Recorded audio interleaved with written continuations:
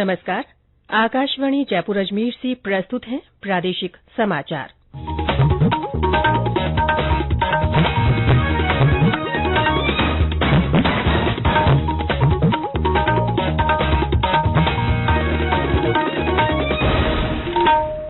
मुख्य समाचार। प्रदेश के उत्तरी भागों में हल्की से मध्यम बारिश के साथ कुछ स्थानों पर ओले गिरे। सर्दी के असर में थोड़ी बढ़ोतरी। राष्ट्रपति द्रौपदी मुर्मू आज भारत के नए मुख्य न्यायाधीश न्यायमूर्ति डी.वाई. चंद्रचूड़ को पद की शपथ दिलाएंगी।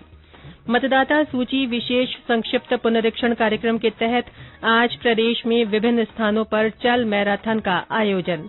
और आईसीसी टी20 क्रिकेट विश्व कप का पहला सेमीफाइनल आज न्यूजीलैंड और पाकिस्तान के बीच होगा मुकाबला।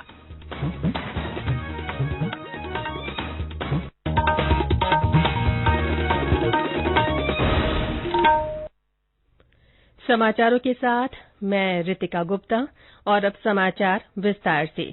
प्रदेश में पिछले 24 घंटों में पश्चिमी विक्षोभ के असर से उत्तरी भागों में कई स्थानों पर हल्की से मध्यम बारिश हुई है। कुछ स्थानों पर ओले भी गिरे। जयपुर में कल शाम तेज अंधड़ के बाद कई स्थानों पर हल्की से मध्यम बारिश हुई। धौलपुर जिले में आज सुबह हल्की बूंदाबांदी हुई। इसके कारण तापमान में गिरावट दर्ज की गई है। सर्दी का असर बढ़ गया है। भरतपुर में कल देर शाम से शुरू हुआ बरसात का दौर रुक रुक कर आज सुबह तक जारी रहा। तेज गड़गड़ाहट के साथ कभी हल्की तो कभी तेज बरसात से ठंड का असर बढ़ गया। आसमान में अभी भी बादल छाए हुए हैं। अलवर जिले में भी कल कई जगह हल्की से मध्यम बारिश हुई। कुछ स्थानों पर ओले भी गिरे। तेज अंधड़ के साथ हुई बारिश से तापमान में गिरावट आई है। आज सुबह शहर में हल्की धुंध भी छाई हुई है। कृषि विशेषज्ञों का मानना है कि इस बरसात से फसलों को फायदा होगा। टोंक, हनुमानगढ़, बीकानेर और करौली जिलों में भी बीती रात कई इलाकों में हल्की बूंदाबांदी हुई, जिससे लोगों को सर्दी का एहसास हुआ।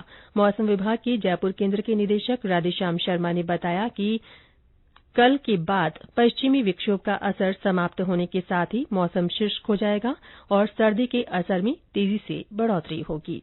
पश्चिमी विक्षोभ के असर से कल नॉर्थ राजस्थान के लगभग काफी स्थानों पर तो इनमें जैसे बीकानेर संभाग के जो जिले हैं मानगढ़, चूरू, दूसरा जयपुर संभाग के जो है एरिया, शेखावाटी संभाग, सारा शेखावाटी क्षेत्र जो है वो पूरा उत्तरी नहीं आता है। इसके अलावा भरतपुर संभाग के भी जिले जो है ना, ये दौसा वगैरह भरतपुर के आसपास के जो जिले हैं अलवर की तरफ से, तो ये सब उत्तरी में आते हैं और इनमें अच्छी बरसात हुई है। मेघ गर्जन के साथ बारिश और कहीं कहीं ओला दर्ज किया गया है। और इसका असर जो है वो उत्तरी राजस्थान में अभी भी अगले 24 से 48 घंटों तक रह सकता है। हालांकि 10 नवंबर के बाद जैसे सिस्टम का मूवमेंट नॉर्थ ईस्टवर्ड होगा तो उसके बाद एक बार फिर से तापमान में जो है वो तेजी से कमी आएगी। यानी दिन के तापमान के साथ साथ रात के तापमान में भी गिरावट होगी। तो यानी कह सकते हैं कि 10 नवंबर के बाद हालांकि मौसम शुष्क रहना शुरू होगा और सर्दी में भी बढ़ोतरी होगी। राष्ट्रपति द्रौपदी मुर्मू आज राष्ट्रपति भवन में भारत के नए मुख्य न्यायाधीश न्यायमूर्ति डी.वाई. चंद्रचूड़ को पद की शपथ दिलाएंगी। वे न्यायमूर्ति उदय उमेश ललित का स्थान लेंगे, जो कल सेवानिवृत्त हो गए। न्यायमूर्ति चंद्रचूड़ भारत के 50वें मुख्य न्यायाधीश होंगे। 1959 में जन्मे डी.वाई. चंद्रचूड़ 13 मई 2016 को उच्चतम न्यायालय के न्यायाधीश नियुक्त किए गए थे। इससे पहले वे इलाहाबाद उच्च न्यायालय में मुख्य न्यायाधीश रहे। उन्होंने दिल्ली विश्वविद्यालय से एलएलबी की डिग्री प्राप्त की और फिर अमेरिका के हार्वर्ड लॉ स्कूल से ज्यूडिशियल साइंसेज में डॉक्टरेट किया। लोकसभा अध्यक्ष ओम बिरला आज नई दिल्ली में केंद्रीय सूचना आयोग के वार्षिक सम्मेलन का शुभारंभ करेंगे। सम्मेलन की थीम है आजादी का अमृत महोत्सव, सूचना के अधिकार के माध्यम से जन केंद्रित शासन। सम्मेलन में सुशासन, पारदर्शिता, सूचना का अधिकार आरटीआई और अन्य संबंधित मुद्दों पर विचार विमर्श होगा। इससे आरटीआई व्यवस्था को और व्यापक बनाने में मदद मिलेगी। मुख्य सूचना आयुक्त और राज्य सूचना आयोग के आयुक्त सम्मेलन में भाग लेंगे। मुख्यमंत्री अशोक गहलोत ने नवसृजित सिविल न्यायाधीश और न्यायिक मजिस्ट्रेट सीकर के खंडेला, बीकानेर के छतरगढ़ और अलवर के रैनी में न्यायालयों के लिए 18 नए पदों के सृजन को मंजूरी दी है। प्रत्येक नवसृजित न्यायालय में लिपिक ग्रेड द्वितीय और चतुर्थ श्रेणी कर्मचारी के एक पद और प्रोसेस सर्वर के 4 पदों सहित तीनों न्यायालयों के लिए कुल 18 पदों के सृजन को मंजूरी दी गई है। ये समाचार आकाशवाणी जयपुर अजमेर से प्रसारित किए जा रहे हैं। निर्वाचन विभाग इस बार मतदाता सूची में नाम जोड़ने के विशेष कार्यक्रम को चलो वोटर बने मिलाकर कदम से कदम बढ़े थीम पर उत्सव के रूप में मना रहा है। इस राज्य स्तरीय कार्यक्रम की शुरूआत आज राजस्थान विश्वविद्यालय के प्रवेश द्वार से कॉमर्स कॉलेज कैंपस तक आयोजित चल मैराथन से की जा रही है। मुख्य निर्वाचन अधिकारी प्रवीण गुप्ता ने बताया कि मैराथन का मुख्य उद्देश्य मतदाता सूची में नाम जोड़ने के लिए लोगों को अधिक से अधिक जागरूक करना है। श्री गुप्ता ने बताया कि कार्यक्रम में मतदाता जागरूकता की शपथ भी दिलवाई जाएगी और प्रतीकात्मक रूप से गुब्बारे छोड़े जाएंगे। विश्वविद्यालय के प्रवेश द्वार पर एक सेल्फी प्वाइंट भी बनाया गया है। साथ ही हस्ताक्षर अभियान की भी शुरूआत की जाएगी। श्री गुप्ता ने आमजन से अधिकाधिक इस अभियान से जुड़ने की अपील की। उधर बाड़मेर में जिला निर्वाचन अधिकारी लोक बंधु ने कल मतदाता जागरूकता चल मैराथन के लिए पोस्टर और बैनर का विमोचन किया। आज जिले में चल मैराथन का आयोजन किया जा रहा है। जालौर में भी मतदाता जागरूकता के लिए आज सुबह साइकिल रैली निकाली गई। नेपाल में आज तड़के शक्तिशाली भूकंप के बाद दिल्ली और राष्ट्रीय राजधानी क्षेत्र एनसीआर में कई सेकेंड्स तक तेज झटके महसूस किए गए। राष्ट्रीय भूकंप विज्ञान केंद्र के अनुसार आज तड़के 1:57 पर आए भूकंप की तीव्रता रिक्टर स्केल पर 6.3 मापी गई। ये केंद्र देश में भूकंप की निगरानी के लिए भारत सरकार की नोडल एजेंसी है। अलवर से हमारे संवाददाता ने बताया कि भूकंप के झटके भिवाड़ी में भी महसूस किए गए। करीब 15 सेकंड तक ये झटके महसूस किए गए। भरतपुर के विश्वविख्यात केवलादेव राष्ट्रीय पक्षी उद्यान को मिले भरपूर पानी से प्रवासी पक्षियों के अनुकूल वातावरण बनने लगा है। हमारे संवाददाता ने बताया कि नौकायन के माध्यम से पक्षियों की अठखेलियां देखकर पर्यटक काफी रोमांचित और खुश नजर आ रहे हैं।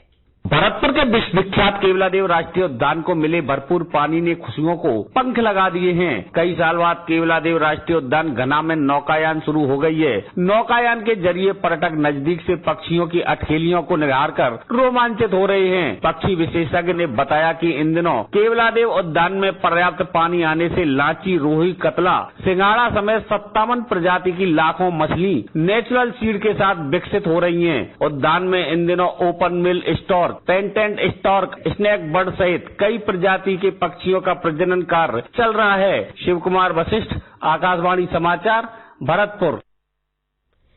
आईसीसी T20 क्रिकेट विश्व कप का पहला सेमीफाइनल आज सिडनी में न्यूजीलैंड और पाकिस्तान के बीच खेला जाएगा। एडिलेड में दूसरे सेमीफाइनल में कल भारत और इंग्लैंड आमने सामने होंगे। फाइनल मुकाबला रविवार को मेलबर्न में खेला जाएगा। मेलबर्न में जिम्बाब्वे के खिलाफ अंतिम लीग मैच जीतकर भारत ग्रुप 2 में शीर्ष पर रहा। टूर्नामेंट में भारत एकमात्र ऐसी टीम है जिसने ग्रुप के 4 लीग मुकाबलों में जीत हासिल की है। कोटा के 5वीं कक्षा के छात्र भव्य मोदी ने 41वीं नॉर्थ जोनल शूटिंग स्पर्धा जीतकर निशानेबाजी में प्रदेश का गौरव बढ़ाया है। दिल्ली के doctor Karni Singh shooting range में हुई इस स्पर्धा में 9 राज्यों के 22 चयनित प्रतिभागियों ने भाग लिया था। इससे पहले भव्य ने अगस्त में जयपुर में हुई स्टेट शूटिंग चैंपियनशिप की जूनियर कैटेगरी में क्वालीफाई किया था। कोच भावेश कुमार ने बताया कि कोटा में सबसे जूनियर निशानेबाज 11 वर्षीय भव्य आगामी 20 नवंबर से 6 दिसंबर तक भोपाल में होने वाली 65वीं नेशनल शूटिंग चैंपियनशिप स्पर्धा में भी भाग लेंगे। केंद्रीय माध्यमिक शिक्षा बोर्ड सीबीएसई की ओर से इस साल होने वाली बोर्ड परीक्षा नए परीक्षा पैटर्न और नए पाठ्यक्रम से आयोजित होगी। 12वीं बोर्ड परीक्षा में विज्ञान संकाय के सिलेबस और परीक्षा पैटर्न में महत्वपूर्ण बदलाव किया गया है। बोर्ड परीक्षा के पैटर्न में भी परिवर्तन किया गया है। और अंत में मुख्य समाचार एक बार फिर। प्रदेश के उत्तरी भागों में हल्की से मध्यम बारिश के साथ कुछ स्थानों पर ओले गिरे। सर्दी के असर में थोड़ी बढ़ोतरी हुई है। राष्ट्रपति द्रौपदी मुर्मू आज भारत के नए मुख्य न्यायाधीश न्यायमूर्ति डीवाई चंद्रचूड़ को पद की शपथ दिलाएंगी। मतदाता सूची विशेष संक्षिप्त पुनरीक्षण कार्यक्रम के तहत आज प्रदेश में विभिन्न स्थानों पर चल मैराथन का आयोजन किया जा रहा है। और आईसीसी T20 क्रिकेट विश्व कप का पहला सेमीफाइनल आज होगा। न्यूजीलैंड और पाकिस्तान के बीच में मुकाबला खेला जाएगा। इसी के साथ प्रादेशिक समाचार बुलेटिन समाप्त हुआ। नमस्कार।